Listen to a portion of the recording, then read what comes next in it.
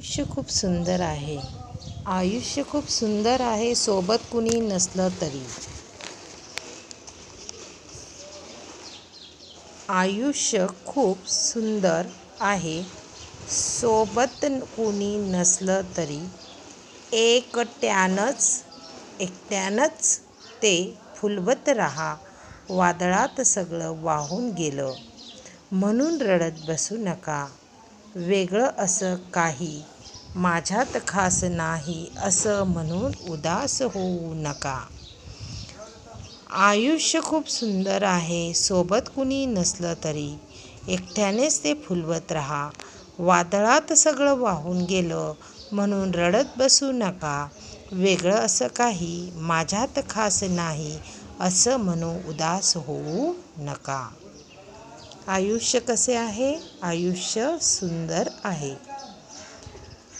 एकट्यानेच का फुलवत राहायचं आहे आयुष्य? कारण सोबत कोणी नसेल तरीही आयुष्य सुंदर आहे म्हणून ते एकट्याने फुलवत राहायचं आहे. कशात सगळं वाहून गेलं? वादळात सगळं वाहून गेलं म्हणून आपल्याला रडत बसायचे नाही.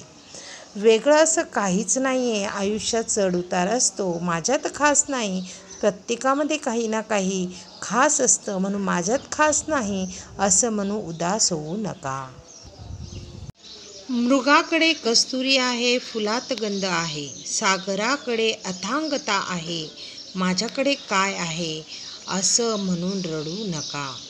अंधाराला जाळणारा एक सूर्य तुमच्यातही लपला आहे. मृग म्हणजे हरण. हरणाकडे कस्तुरी आहे. फुलं वेगवेगळी पुष्प, फुलाला म्हणता पुष्प. पुष्पाकडे गंध म्हणजे सुगंधित करणारा असा छानसा वास आहे. सागराकडे अथांगता म्हणजे विस्तृतपणा आहे. आणि मग माझ्याकडे काय आहे असं म्हणून रडू नका. तर आपल्यामध्ये अंधाराला जाळणारा एक सूर्य, अंधाराला म्हणजे अज्ञानाला, वाईट गुणांना जाळणारा एक सूर्य, एक चांगले गुण आपल्यामध्ये लपले आहे. आव्हान करा त्या सूर्याला, मग उगवेल तो तुमच्या आयुष्यात नवीन क्षितिज घेऊन. अंधारमय रात्र संपवून सोनेरी किरणांनी सजून. मग रोजच उगवेल एक नवी सकाळ. उत्साह ध्येयाने भारून म्हणून. आव्हान करा म्हणजे काय? चॅलेंज करा, स्वीकार करा त्या सूर्याचा. मग तुमच्याही आयुष्यात एक नवीन क्षितिज म्हणजे काय? नवीन आयुष्याची एक नवीन कक्षा, नवीन हेतू, नवीन ध्येय तुमच्या आयुष्यात नवीन निर्माण होतील. अंधारमय म्हणजे दुःखाची रात्र संपून एक नवीन दिवस सोनेरी किरणांनी छानसा सजून तुमच्यासमोर उपस्थित राहील. मग रोज उगवल एक तुमची नवी सकाळ, नव्या आयुष्याचा नवीन दिवस.